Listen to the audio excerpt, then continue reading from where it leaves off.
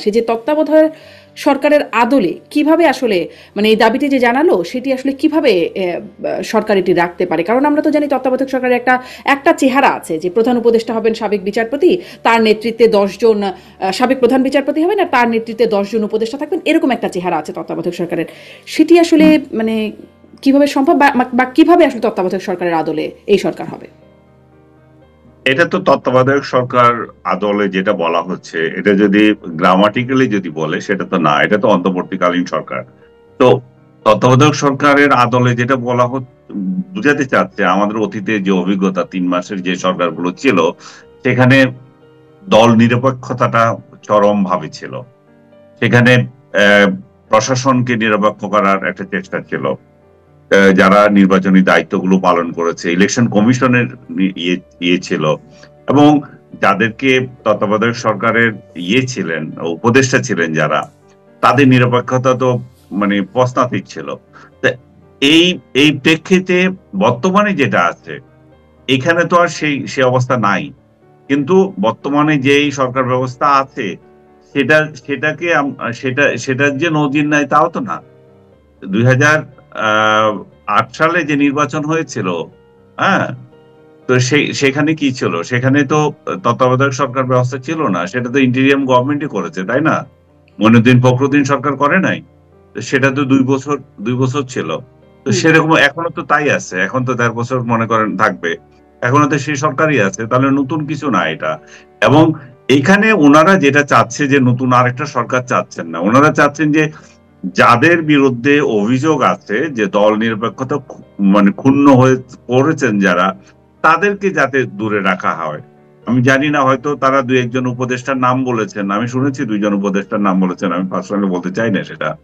তো কিন্তু সাংবাদিকরা জিজ্ঞাসা করেছিলেন, তখন তারা বলছেন সুনির্দিষ্টভাবে বলেন নাই, মানে সাংবাদিকরা তো জিজ্ঞাসা করেছিলেন। আচ্ছা, যাই হোক, ওনারা যে 2 জনকে টার্গেট করেছেন আর কি, একজন ভদ্রমহিলা আর একজন পুরুষ, 2 জনকে ওনারা দিয়েছেন। আপনি হয়তো ভাবছেন যে ওই ছাত্র উপদেষ্টাদের কথা না, ছাত্র উপদেষ্টাদের কথা ওনারা আমার মনে হয় নাই বলেছে আজকে। তো এই জায়গা থেকে কালকে আবার এরা যাবে, জামাতে ইসলামী যাবে, সে একই দৃশ্য হবে, বলবে যে এই 2 জন লোক বিএনপি ঘেঁষা, তাদেরকে আপনারা এখানে রেখেন না। যেমন তারা আজকে বলেছে এই 2 জন জামাত ঘেঁষা। তো এইটাই হচ্ছে বিষয়। আর শুধুমাত্র উপদেষ্টা তো নয়, আবার মাঠ প্রশাসনে যারা কাজ করবে তারা কিভাবে কাজ করবে, তারা অতীতে নির্বাচনগুলোতে যেভাবে দেখা গিয়েছিল দল নিরপেক্ষতা হারিয়ে তারা ইভেন রাতের ভোটও করেছে, সেরকম লোকগুলো কি থাকবে না এখানে সহি লোকগুলো দেবে? ওই লোকগুলো তো থাকছে না, সেটা তো প্রশ্নই আসে না থাকার, কিন্তু সহি যাদেরকে দেবে তারাও যাতে আবার একটা দলীয় রূপ না আনে।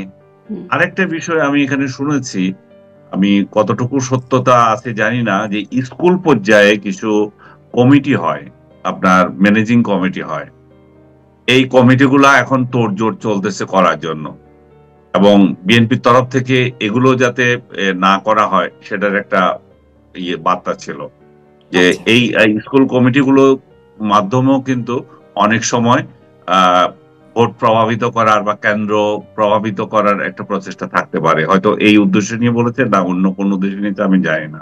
তাহলে আরেকটু স্পষ্ট হই, কারণ একটা জায়গায় আপনি বলছিলেন আমি হয়তো ভাবতে পারি, আসলে এরকম ভাবতেই পারি এবং সবাই আসলে এটা স্বাভাবিকভাবে ভাবতে পারে, কারণ আগেও আসিফ মাহমুদ, মাহফুজ আলম আর নিরাপত্তা উপদেষ্টা খলিলুর রহমান 3 জনকে নিয়ে বিএনপি আপত্তি জানিয়েছিল। এবারে যে তাহলে বলছেন কারো কারো কথা যদি বলা হয়ে থাকে তাহলে সেটা এই 3 জনের কেউ না। না, আমি ওই 2 জন অন্য 2 জনের কথা শুনেছি, এটা এই 3 জনের না। আচ্ছা, আর সেটা কি আপনি স্পষ্ট না বলে প্রকাশ করছেন না, মানে আপনি নিশ্চিত না? না, যেহেতু এটা অফিসিয়াল না, আমি কেন বলবো? আমি পার্সোনালি তো অনেক কিছু জানতে পারি, বাট এটুকু আপনাকে তো একটা জেন্ডার বললাম। হ্যাঁ, এতটুকু অন্তত বলেছেন, একজন নারী এবং একজন পুরুষ। জি, আর একটা যে বিষয়, যে তত্ত্বাবধায়ক সরকার একটা রুটিন কাজ করে, এটা আমাদের জানা, যে তত্ত্বাবধায়ক সরকার এত কিছু করে, তাহলে মানে এই সরকারের যে নানান দিকে বিস্তার কাজ করছেন, জুলাই সনদ অনুষ্ঠানে, স্বাক্ষর অনুষ্ঠানেও প্রধান উপদেষ্টা বললেন যে বঙ্গোপসাগর, আমি একটু কোটি করি, বঙ্গোপসাগর অত্যন্ত সম্পদশালী, এর পূর্ণ ব্যবহার করতে চাই আমরা, আর তর্কে বিতর্কে থাকতে চাই না, এই জন্যই আজকের সনদ হলো। যদি আমি বুঝি নাই যে বঙ্গোপসাগর ইস্যুতে সনদের কি আছে, থাকলে আপনি আমাকে বলতে পারেন, আপনি পড়েছেন পুরোটাই। সেটি একটি মানে এই যে নানান দিকের কাজ, বঙ্গোপসাগর বন্দর ইত্যাদি ইত্যাদি যে বিষয়গুলো তত্ত্বাবধায়ক মানে বর্তমান সরকার হাতে নিয়েছে, এগুলোতে তাহলে মুভ না করার বা আর না এগোনোর দাবি আছে বিএনপির, এরকম কিছু কি? মানে তত্ত্বাবধায়ক সরকার তো রুটিন কাজ করবার কথা। আমার আমার ধারণা যে বিএনপি যদি এটা বলে থাকে আমি ওয়েলকাম করব, বলেছে কিনা আমি সন্দিহান। হুম। বা বললেও এভাবে হচ্ছে যে এগুলো আমরা দেখবো, আমরা বা নির্বাচিত সরকার যারা আসবে তারা দেখবে, আপনারা এখন কেন করছেন, এটা কিন্তু তাদের আগের বিবৃতি ছিল এরকম। বেশ কয়েকজন বিএনপি নেতা এরকম বলেছেন আগে। কিন্তু তত্ত্বাবধায়ক সরকার কেন এত তোড়জোড় করে এগুলো করতে চাচ্ছে সেটাই তো জনগণের প্রশ্ন। কারণ দুদিন পরে যখন একটা নির্বাচিত সরকার আসবে তার হাতে কিছু দায়িত্ব দিয়ে যান, আপনারা কেন সবগুলো করতে হবে? আপনার এগুলা তো নির্বাচনের সঙ্গে জড়িত বিষয় না, এগুলো তো সংস্কার বিষয় না, এগুলো তো রাষ্ট্রের অতি গুরুত্বপূর্ণ বিষয়। রাষ্ট্রের অত্যন্ত গুরুত্বপূর্ণ ইনস্টলেশন গুলো, জায়গাগুলো, আপনি বিমানবন্দর, সমুদ্র বন্দর, এই জাতীয় জায়গাগুলো যখন আপনি বিদেশিদের হাতে তুলে দেন, সেখানে তো জনমত কি আছে, জন জনতার রায় আছে কিনা সেটা তো বিষয়। আপনি একটা অনির্বাচিত সরকার, আপনি কেন এত বড় বড় ডিসিশন নেবেন যেটা সার্বভৌমত্বের সঙ্গে জড়িত, সার্বভৌমত্ব হুমকির সম্মুখীন হতে পারে? সেগুলো তো নেওয়ার অধিকার একমাত্র রাখে জনতার রায় নির্বাচিত সরকার, সেটা যেই হোক।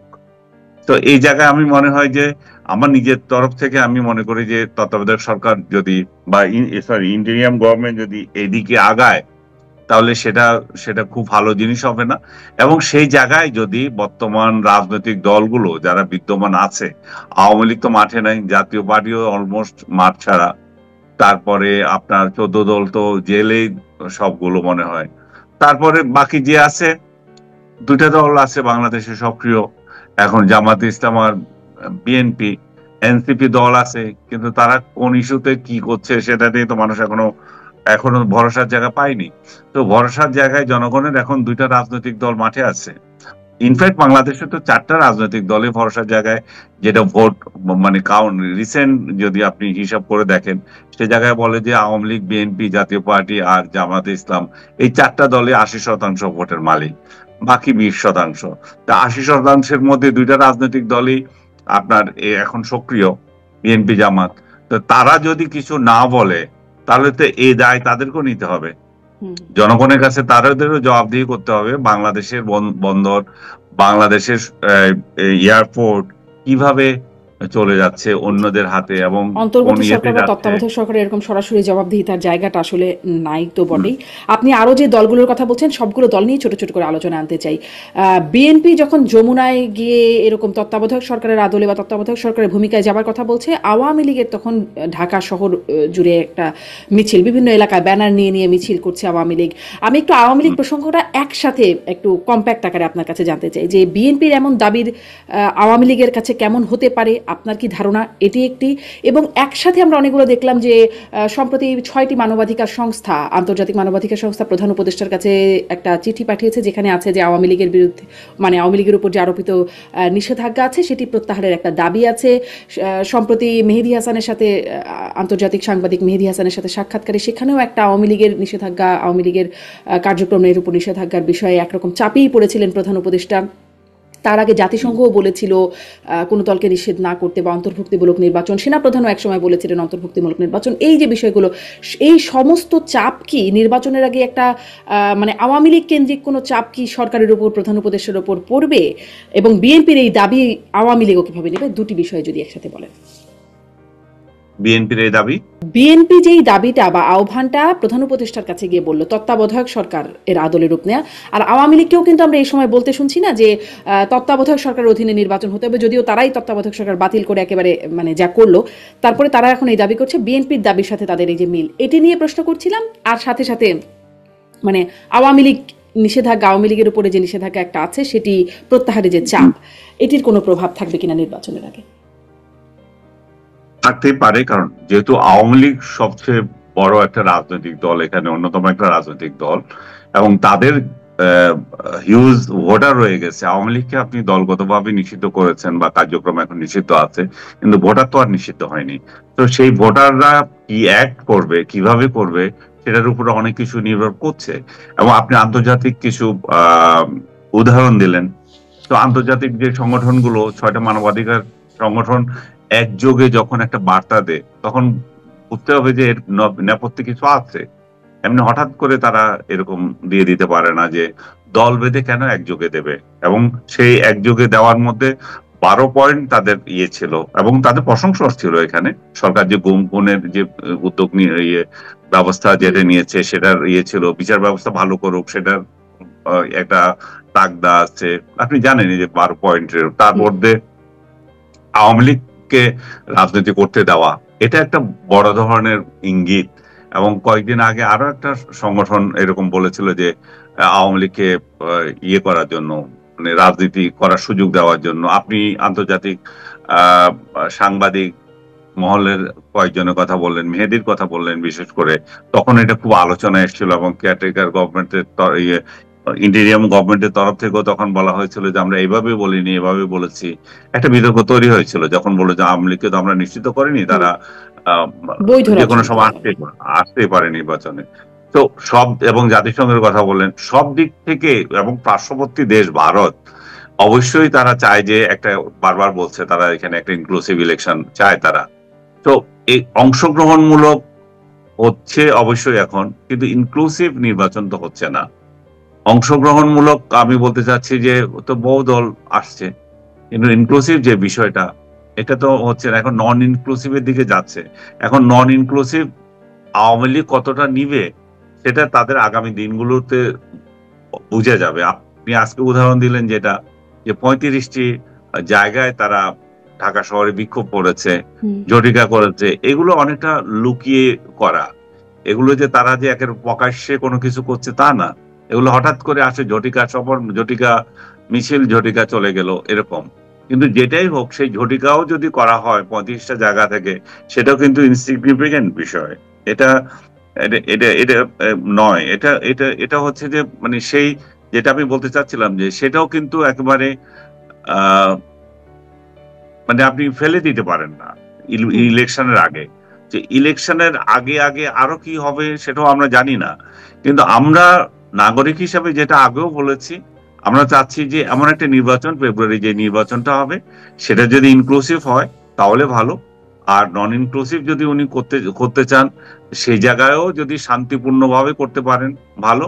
এবং সবচেয়ে ভালো হয় যে রাজনৈতিক দলগুলো সবার সাথে সমঝোতা করা। এর মধ্যে আমি যদি মনে করি যে আওয়ামী লীগের সাথেও যদি কোনো সমঝোতা করার দরকার হয়, করতে পারে, যে নির্বাচনটা যাতে শান্তিপূর্ণ হয়, এখানে যাতে একটা নির্বাচিত সরকার প্রতিষ্ঠিত হয়, এবং আওয়ামী লীগ নিজেও এটা ডিসিশন নিতে পারে যে যে তারা কি ইলেকশন করতে দেবে কি দেবে না। আমি মনে করি যে তাদের ইলেকশন করতে দেওয়া উচিত, কারণ একটা নির্বাচিত সরকার যদি দেশে আসে, ইলেকশন করতে না দেওয়ার মতো সক্ষমতা কি আওয়ামী লীগ রাখে এখন?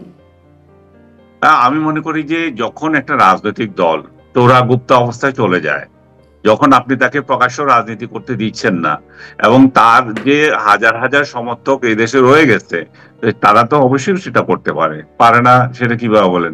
নাশকতা করার মতো অবস্থা তো যে কোনো সময় করতে পারে। এবং নাশকতা যে 2-4টা হচ্ছে, সেটা থেকে সরকার প্রিভেন্ট করার মতো খুব একটা সক্ষমতা দেখিয়েছে? আমরা তো দেখি নাই যে সরকার খুব একটা দেখেছে।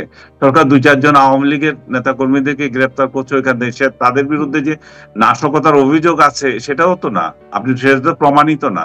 কিন্তু যেখানে যেখানে নাশকতা হচ্ছে, মনে করেন এয়ারপোর্টে হলো বা আরো কোথাও হলো নাশকতা, কিন্তু আমি বলবো না, লক্ষণগুলো তো সেরকমই।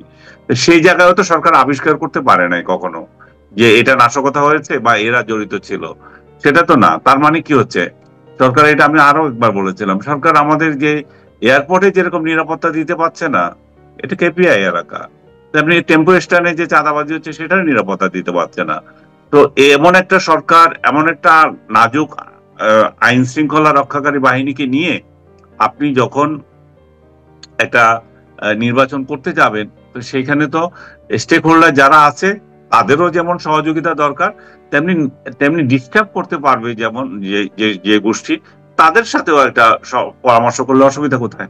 তার মানে আনিস আলমগীর যে ইনক্লুসিভ হোক, মানে আওয়ামী লীগকে নির্বাচনে আসুক আওয়ামী লীগ বা না আসুক, আওয়ামী লীগ নির্বাচনে একটা ফ্যাক্টর হয়ে দাঁড়াবে।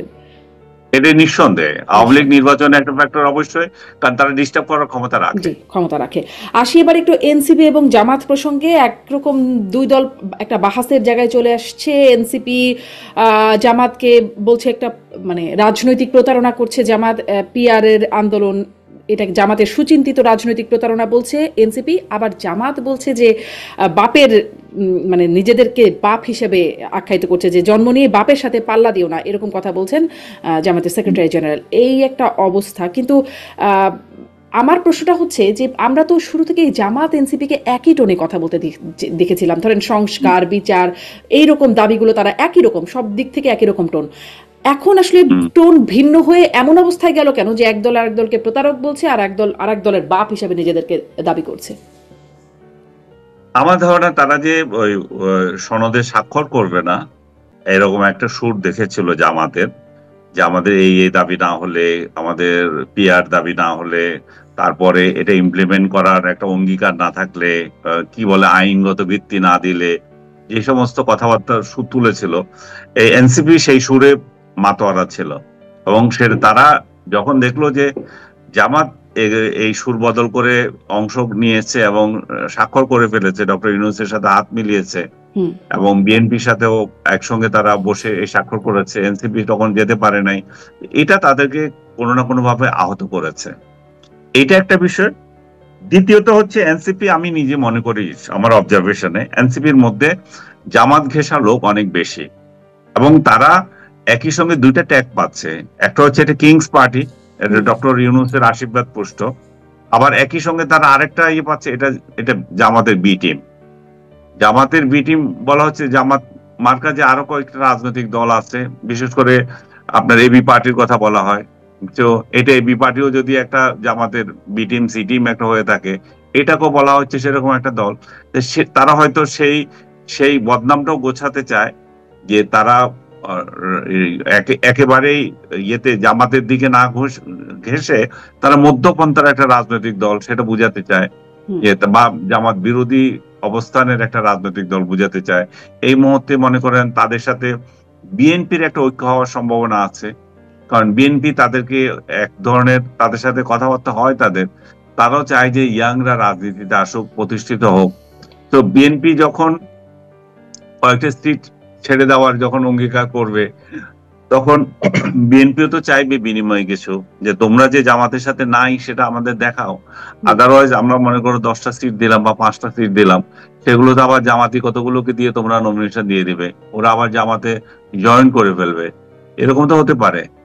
তো আমরা আমাদের বিএনপির সাথে যাওয়ার একটা লক্ষণ হতে পারে, এটা হতে পারে, কারণ তারা তো বিএনপির সাথে যেতে পারে, সেটা যে বিএনপি তো অস্বীকার করছে না। বিএনপির নেতা তারেক রহমান তার বিবিসি ইন্টারভিউ তো বলেছে যে আমরা ইয়াংদের সাথে ইয়ে করে আমরা এটা ইয়ে উড়িয়ে দিচ্ছি না, তাদের সাথেও আমাদের জোট করার যে সম্ভাবনা আছে। এবং বিএনপি তাদের এই পেজটা ইউজ করতে চায়, তারা যেহেতু জুলাই আন্দোলন, জুলাই বিপ্লব যেটাই বলি আমরা, অভ্যুত্থান, তারা তো অভ্যুত্থানের নায়ক ছিল এবং এই নায়কগুলো তো এই দলে আছে। তো তারা যদি সেটা ব্যবহার করতে চায়, তাহলে তাদেরকে নিয়ে আসলো, যে তারা আমাদের সঙ্গে আছে, ইয়াং ফোর্স আমাদের সঙ্গে আছে, বিএনপির পক্ষে এটা দেখানো সহজ হবে। কিন্তু মাঠ পর্যায়ে যে অবস্থা, বিএনপি সেটা উপলব্ধি করে কিনা জানি না, কারণ এনসিপি কয়টা ভোট পাবে এটা কিন্তু ভীষণ সন্দেহের ব্যাপার। এবং তাদের ভোট তাদেরকে তাদেরকে সিট ছেড়ে দিলেও তারা ওই সিটে জয়ী হয়ে আসতে পারবে, এটা আরো বড় সন্দেহের ব্যাপার। কারণ এখন তার ধানের শীষ মার্কা নিয়ে তারা নির্বাচন করতে পারবে না, তাদের নিজস্ব মার্কা নিয়ে নির্বাচন করতে হবে। আর বিএনপির মতো একটা রাজনৈতিক দল, এত বৃহৎ একটা রাজনৈতিক দল, তাদের কত কর্মী কত জায়গায় বিদ্রোহী প্রার্থী হয়ে যাবে। তো সেখানে আপনি যদি এনসিপির কোন একটা মার্কায় আপনি দাঁড়ালেন, এনসিপির মার্কা আজকে কি জানি একটা দিয়েছে, তো সেরকম একটা মার্কায় যদি আপনি দাঁড়ান আর ওইখানে ধানের শীষ নাই, তো আরেকজন স্বতন্ত্র হয়ে তো জয় হয়ে চলে আসতে পারে। তো এনসিপি কে তো জোর করেও তারা জেতাতে পারবে না। কিন্তু তারা যদি সঙ্গে থাকে, একটা ভালো সাইন দেখা যায়, দেখতে সুন্দর লাগে।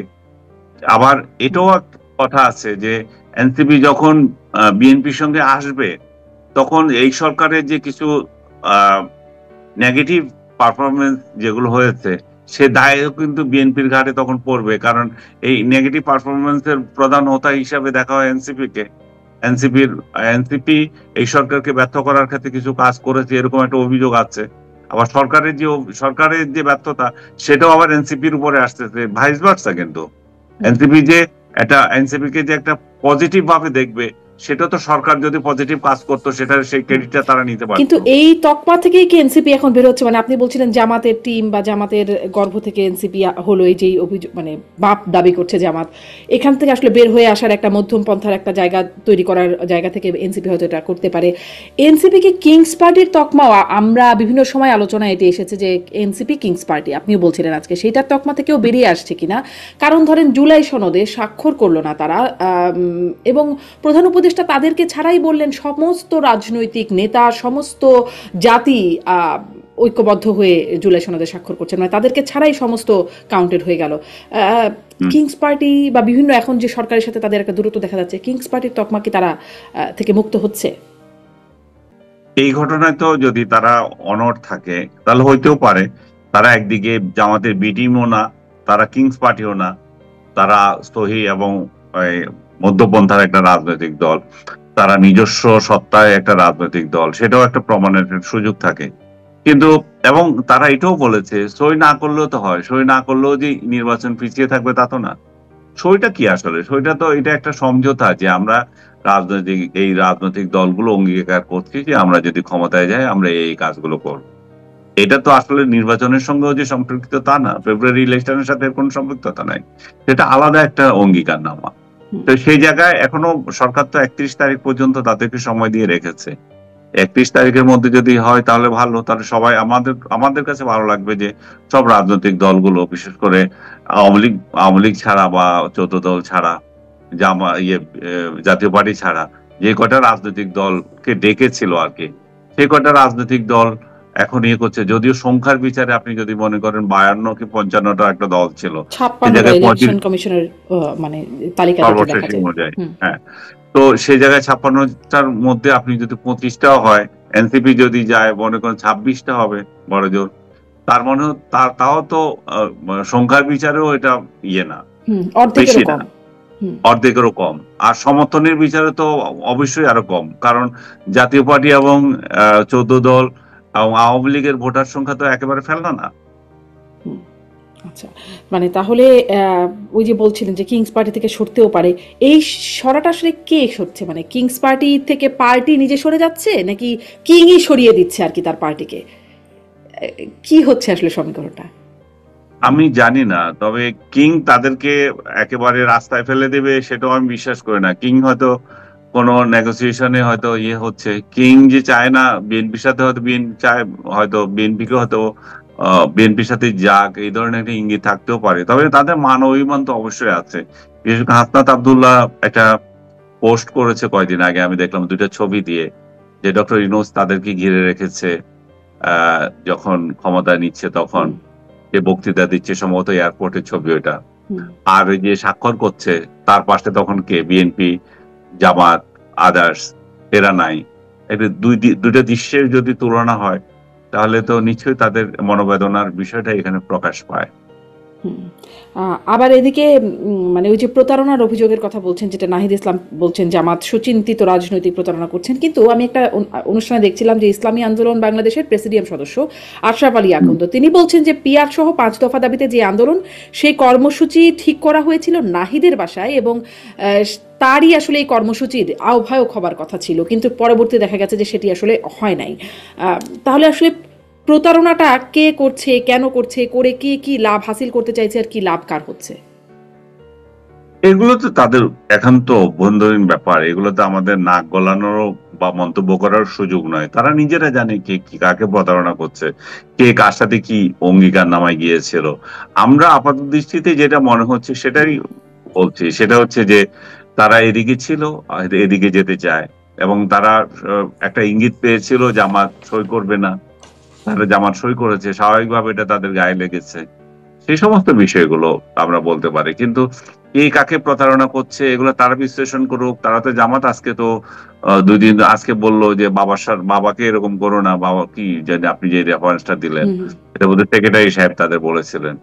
তারপরে আপনার জয়েন্ট সেক্রেটারি আবার বলছে এটা শিষ্টাচার বহির্ভূতভাবে মানে এই জামাতকে আক্রমণ করছে এনসিপি। সেটাও এনসিপি তারা আবার বলেছে যে জামাত অধ্যত্বপূর্ণ আচরণ করছে, অসৎ আচরণ করছে। হুম, হুম, হ্যাঁ ওইটাই বলছি। তারা পরস্পরের বিরুদ্ধে আহ বাকযুদ্ধ করছে এবং সেটা কয়দিন থাকে কে জানে। ২ দিন পরে আবার হয়তো চেঞ্জ হয়ে যেতে পারে। হুম, এদের তো কোনো ইয়ে নাই, কোনো আগামাথা নাই। কে কখন কার প্রীতি হচ্ছে। এই যে জাতীয় ইয়ে বিএনপির বিরুদ্ধে বলেছে না কয়দিন আগে এনসিপি, এনসিপি তো বিএনপির বিরুদ্ধে বলেছে, সালাউদ্দিন সাহেবের বিরুদ্ধে বলেছে। তো এখন বলছে না। এখন আমি যেটা ধারণা করছি, আমি সত্য নাও হতে পারে, আমি ধারণা করছি এনসিপি বিএনপির সাথে একটা হুম। গঠবন্ধন বা এটা জোটবদ্ধ হওয়ার চেষ্টা আছে। জোট। এবং হয়তো তাদের কাঙ্ক্ষিত আসনগুলো দিলে তারা হয়তো ইলেকশন করবে। আর যদি নাও করে, বিএনপি একটা রাজনৈতিক দল হিসেবে আগামীতে ক্ষমতায় আসার সম্ভাবনা দাঁড়াচ্ছে। হুম, তো যে এই রাজনৈতিক দলটা ক্ষমতায় যাচ্ছে তাদেরই একটা সহযোগী ছিল তারা, সেটাও তো আগামীতে প্রতিফলিত হতে পারে। হুম, যে কথাগুলো বারবার বলা হয় যে সেফ এক্সিট পাবে কিনা, সেফ এক্সিট যেমন এনসিপি যেমন বলছে ক্যাটেগর সরকার যে ইন্টেরিয়াম গভর্নমেন্টের উপদেষ্টাদেরকে, ইন্টেরিয়ামের উপদেষ্টারা তো বলছে তাদেরকে ইঙ্গিত করে কার সেফ এক্সিট দরকার হয়। তো এখানে যদি এনসিপি যদি সেফ এক্সিটের দরকার হয়, সেই জায়গায় যদি ক্ষমতাসীন রাজনৈতিক দলের সঙ্গে তারা থাকেই, তাহলে সেই জায়গায়ও তো তাদের এক্সিটের সুবিধা হবে। হুম। মানে ভোটকে ঘিরে এবং সামনে ক্ষমতাকে ঘিরে সামনে আসলে রাইট। কথায় বার্তায় অনেক সমীকরণ পরিবর্তন হবে। নির্বাচনে আর একটা স্টেক রাখবে হচ্ছে সেনাবাহিনী। তাদের উপর একটা দায়িত্ব থাকবে, কিন্তু সেনাবাহিনীর মধ্যেও একটা এখন চাপ বা অসন্তুষ্টি অস্বস্তি আছে কিনা, কারণ সেনা হেফাজতে আছেন ১৫ জন বর্তমান এবং বর্তমান সেনা কর্মকর্তা আছেন। তাদেরকে আগামীকাল ২২শে অক্টোবর, মানে আসলে আগামীকাল আমরা যখন কথা বলছি ২১শে অক্টোবর রাতে, বুধবার। ২২শে অক্টোবর হয়তো হয়ে গেছে, হ্যাঁ। তো ২২শে অক্টোবর তাদেরকে আদালতে হাজির হওয়ার শেষ আর কি, বা হাজির করার সময়সীমা শেষ হচ্ছে। আহ, এই অস্বস্তি বা এই চাপ, এইটি নির্বাচনের উপর প্রভাব ফেলবে কিনা, এক, এবং আপনার কি মনে হয় এটি আসলে কোন দিকে নেবে এই ঘটনা? কারণ এর আগেও একদিন কথা হচ্ছিল যে সেনাবাহিনী এটি নিয়ে একটা একটা তো অস্বস্তি আছে বটেই। হ্যাঁ, অস্বস্তি তো আছে, সেটা প্রকাশ পাচ্ছেই। আর ভালো দিক যে তারা সরকার বা এই যে আদালতকে সম্মান করে আবার ইয়েতেও যাচ্ছে, আপনার আদালতও হাজির হচ্ছে। তারা এখন তাদেরকে অ্যারেস্ট করা হয়েছে কিনা সেটা এখনো ক্লিয়ার না, হুম। কিন্তু তারা আদালতে তো যাচ্ছে। এখনো হাজির হচ্ছে, কি নিশ্চিত হওয়া গেছে যে হাজির হচ্ছে? মানে এটা তো হ্যাঁ, ২২শে অক্টোবর হাজির। আদালত, হ্যাঁ এটা আমি আদালত পাড়ার একজন আহ, আচ্ছা। সূত্র থেকে পেয়েছি যে তাদেরকে হাজির করা হচ্ছে। তো জানি না, আমরা যখন কথা বলছি তখন তো হাজির হয় নাই, কিন্তু আমাকে নিশ্চিত করে বলছে যে তাদেরকে হাজির করা হচ্ছে। তাদেরকে হয়তো জামিনও দিয়ে দেবে, কিন্তু বিষয়টা নির্ভর করছে যে জামিনের পরে তারা কোথায় থাকবে। তারা কি ক্যান্টনমেন্টে থাকবে, না ওই অন্য জেলে যাবে। এখানে আরেকটা জিনিস বলি যে তারা যে সার্ভিং পার্সোনাল সবগুলোই, এবং আহ, তাদের ক্ষেত্রে যেটা হচ্ছে একই ঘটনা, কিন্তু জিয়াউল হকের ব্যাপারও একইটাই। কেউ কিন্তু সার্ভিসে থাকা অবস্থায় তাকে গ্রেপ্তার করা হয়েছে। এখন আরেকটা তাদের মধ্য থেকেও হয়তো প্রশ্ন আসতে পারে, তাহলে দুই ধরনের ট্রিটমেন্ট দেওয়া হবে কেন? জিয়াউল হক যে আছে, জিয়াউল হক না জিয়াউর রহমান, না, যে আম, সাবেক ডিজিএফআই চিফ যিনি ছিলেন। হুম। না ডিজিএফআই চিফ না, ওই যে এমটিএসসি নাকি যে ইয়ে এনটিএমসি, ছিল, এনটিএমসি, হ্যাঁ, হ্যাঁ। এমটিএসসি, জিয়াউল আহসান। হ্যাঁ জিয়াউল আহসান। হুম, তো জিয়াউল আহসানের কথা ওইখানে আসছে, তাহলে উনাকেও তো এই সার্ভিসে থাকা অবস্থায় গ্রেপ্তার করা হয়েছে, তো তাকে তো জেলে নেওয়া হয়েছিল। তাহলে উনাদের এই যে বাকি যাদেরকে এখন অভিযুক্ত করা হয়েছে তারাও কি জেলে যাবেন, না তারাও ইয়ে আবার সেনা হেফাজতে থাকবে? না সেনা হেফাজতে যদি তারা থেকে তাহলে জিয়াউল আহসান কেন নয়? এটাও একটা প্রশ্ন সাধারণ মানুষ করছে। তো এই পুরো ব্যাপারটা কিভাবে ডিল করবে আমি জানি না। বাট আমরা সাধারণ মানুষ হিসেবে জনগণের তরফ থেকে বলবো যে এটা সম্মানজনক হওয়া উচিত। এটা আমাদের সেনাবাহিনী আমাদের একটা গর্বের বিষয়। তো এটা কিন্তু যে যিনি অপরাধী আবার অপরাধী সেটাও একটা বিষয় আইনের দৃষ্টিতে, সেটাও সমান সবার ক্ষেত্রে। তো যেভাবে হোক, যেটা যাতে সরকার এবং সেনাবাহিনীর মধ্যে এমন একটা পরিস্থিতি তৈরি না হোক যেটাকে জাতিকে আবার এটা দণ্ড দিতে হয় আর কি। সালাউদ্দিন আহমেদও ঠিক এরকম কথাই অতি জরুরি বৈঠকে বলেছিলেন যে সেটা এফোর্ড করতে পারবো না। দেখা যাক আসলে কি হয়, সেনাবাহিনী যায় কি না সেটা নিয়েও নিশ্চয়ই একটা বিবৃতি আসবে। একদম শেষ একটা প্রসঙ্গে একটু আসি যে আসিফ মাহমুদ সচিব ভুইয়া তিনি সম্প্রতি একটা ফেসবুকে পোস্ট করেছেন যে ভারতের সাথে 10টি চুক্তি বাতিল হয়ে গেছে, আরও চুক্তি পর্যালোচনায় আছে বাতিল হবার জন্য। কিন্তু পররাষ্ট্র উপদেষ্টা সেই সময় বলেছেন তিনি সেই নিয়ে মন্তব্য তো সেদিনই করতে চান না, কিন্তু সবশেষ জানা মতে তিনি বলছেন যে একটি মাত্র চুক্তি বাতিল হয়েছে, আর কয়েকটি চুক্তি পর্যালোচনায় আছে। এরকম গরমিল হবার মানে যে হলো, এটিকে আপনি কিভাবে দেখবেন? আরও প্রধান উপদেষ্টা সেদিন জুলাই সনদ স্বাক্ষর অনুষ্ঠানে বললেন যে সারা বিশ্ব থেকে অবাক বিষয় নাকি আমাদের দিকে তাকিয়ে আছে, আমাদের দিকে দরখাস্ত আসছে, মানে বাংলাদেশের কাছে দরখাস্ত আসছে যে তরুণ পাঠান, 26-এ হাত জোর করে তারা বলবে আমাদের দেশে তরুণ পাঠান। এই একটা অবস্থা, সেটা প্রধান উপদেষ্টা বলছেন জুলাই সনদ স্বাক্ষর অনুষ্ঠানে। অন্যদিকে তার কিছুদিন আগে পররাষ্ট্র উপদেষ্টা বলছেন বাংলাদেশিদের জন্য ভিসা প্রক্রিয়া, ভিসা পদ্ধতি জটিল হচ্ছে এবং এর জন্য আমাদের রেপুটেশনে আসলে দায়ী শিক্ষার্থী এবং যারা কাজ করতে বাইরে যাচ্ছেন তাদের জন্য এটি জটিল হচ্ছে। মানে একটু গোলমেলে বা গরমিল দেখেন কিনা, নাকি আসলে ঠিকঠাকই? আমি তো গোলমাল পাকায় ফেলছি আপনার এতগুলো প্রশ্নে। প্রশ্নেই গোলমাল পাকিয়ে যাচ্ছে। মানে দুইজনের দুই রকম বক্তব্য আসছে কিনা, যদি একটা একটা করে আসি, আসিফ মাহমুদ আর একটা পররাষ্ট্র একটা করে উপদেষ্টা। বলি, আসিফ মাহমুদের কথাটাই বলি, তাহলে একটা একটা বলেন আমাকে তখন। আসিফ মাহমুদের এটা তো কমপ্লিট একটা বোকামি ধরনের কথাবার্তা, যে এতটা ইয়ে বাতিল হয়ে গেছে। আবার সে বাতিলের তালিকা এমন এমন নাম দিয়েছে যেগুলো অরিজিনাল প্রকল্প নেই, বা প্রকল্প থাকলেও সেটা ভিন্ন নামে আছে। তো তহিদ সাহেব আজকে যেটা বলেছেন সেটা হচ্ছে যে আসিফ যে ইয়েটা দিয়েছেন, বিবৃতিটা দিয়েছেন, সেটা আসলে বিবৃতি না, এদের একটা স্ট্যাটাস দিয়েছেন, সেটা আসলে উনি অন্য জায়গা থেকে শেয়ার করে দিয়েছেন, এটা আরেকজনের। তো যেটা আরেকজনের হলো, আপনি যখন দেন তখন তো এটা অফিসিয়াল হয়ে যায়। এইটুকু কমন সেন্স আমাদের উপদেষ্টাদের থাকা উচিত, সেটা তো আমাদের বলাটাও একটা অশোভনীয় দেখায়। তো সেই জায়গায় একটাকে বলেছে যে একটা মাত্র ইয়ে আহ, আহ, চুক্তি। বাতিল করেছি আমরা চুক্তি, সেটা হচ্ছে যে একটা ওই যে জাহাজ টানা বিষয়ে, যে আপনার জাহাজ সমুদ্রে নদীতে বা যেখানে হয়, যে জাহাজ যখন একটু অকেজো হয়ে যায় সেগুলোকে টানার জন্য এক ধরনের বাহন আছে আর কি। ওই বাহন টানার জন্য তারা দিয়েছিল, যে যে ইয়ের সাথে একটা চুক্তি হয়েছে ইন্ডিয়ার সাথে, সেই চুক্তিটা হবে না। এইটুকুই শুধু কথা ছিল। আর বাকি যেগুলো যতগুলোই এখানে এসছে, আমি মনে করি যে এগুলা আহ, আপনার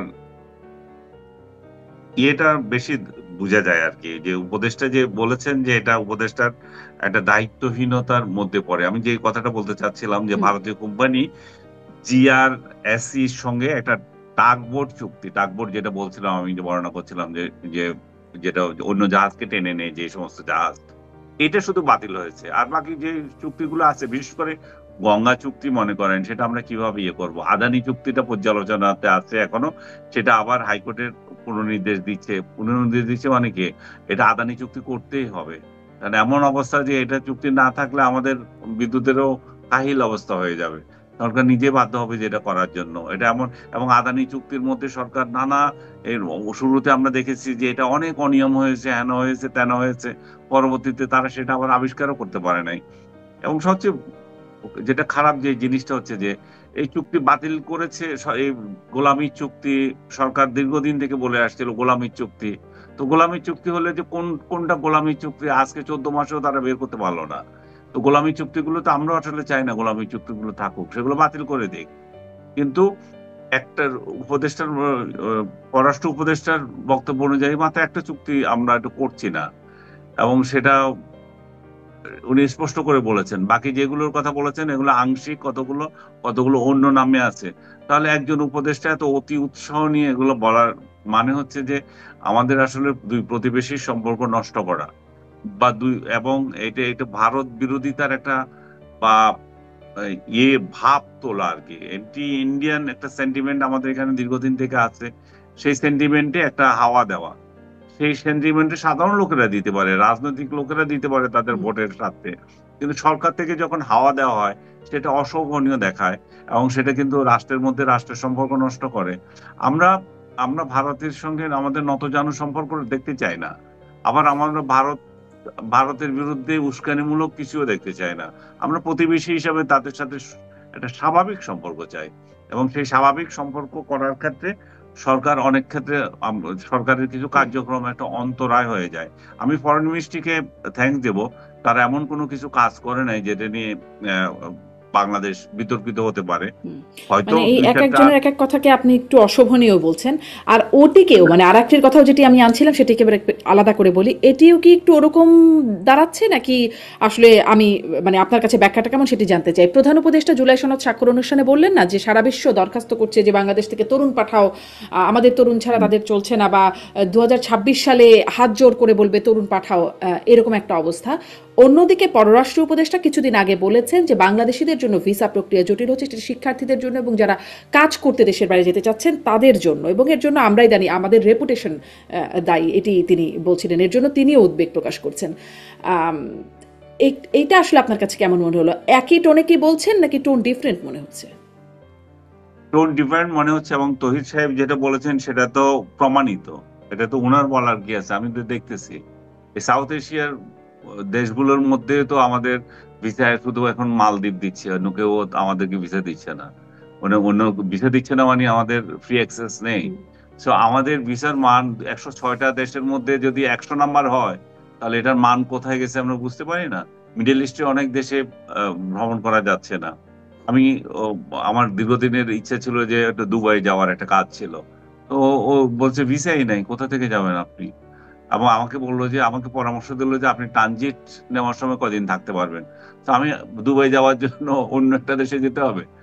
তো এরকম একটা পরিস্থিতি তৈরি হয়েছে। তো বাংলাদেশের ভিসার মান তো ঠিক নেই, এবং ডক্টর ইউনূস যদি দেখে থাকেন, উনি তো সবসময় স্বপ্ন দেখেন, অনেক স্বপ্ন উনি যেভাবে দেখেন, এটাও দেখেছেন যে আমাদের থেকে লোক আর হাত জোর করে আমাদের নিবে, বিশ্ব অবাক হয়ে যাবে। এই যে আমরা যে একটা চুক্তি করেছি, তো কোন বিশ্ব অবাক হয়ে গেল, মানে এমন একটা চুক্তি যে করেছি আমরা, সনদ ওই যে সই করেছি, এটা কি এমন হয়ে গেছে, এটা বিশ্ব তাকিয়ে থাকার মতো। যারা সনদ দিয়ে সই করেছেন তাদের এগুলো জাদুঘরে থাকবে, থাক জাদুঘরে। আমি জানি না ইতিহাসে এটা কোথায় স্থান পাবে, কিন্তু উনি এটা জাদুঘরে দিতে চাচ্ছেন। বাংলাদেশের ইতিহাসে কি এই ধরনের কোনো ইতিহাসে স্থান পাবে কিনা মানুষ তো সন্দেহ করে। এই জন্যই করে, আমরা কিছুক্ষণ আগে আলাপ করলাম যে কত পার্সেন্ট লোক এটার সঙ্গে ছিল, যেটা কত পার্সেন্ট লোক যে যার সংখ্যাগরিষ্ঠ মানুষের মনের আকাঙ্ক্ষা পূরণ করে না, সেটা জাদুঘরে মানে রেখেও কয়দিন রাখবে? মানুষ তো ওইটাকে মানুষের হৃদয় থেকে তো চাইতে হবে যে আমরা এই জিনিসটা রাখবো, আমরা হৃদয়ে ধারণ করি। জাদুঘরে দেখিও কি, মানুষের হৃদয়ে তো থাকতে হবে সবার আগে, হৃদয়ে তো থাকবে না, জাদুঘর তো পরের বিষয়। মানে সেটা আসলে জাদুঘরেই চলে যাওয়ার মতো বিষয় মনে হয় হয়ে দাঁড়াবে। অনেক ধন্যবাদ আনিস আলমগীর, অনেক সময় কথা বললাম আপনার সাথে, অনেক ধন্যবাদ যুক্ত হবার জন্য। আশা করি সামনেও কথা হবে। ধন্যবাদ।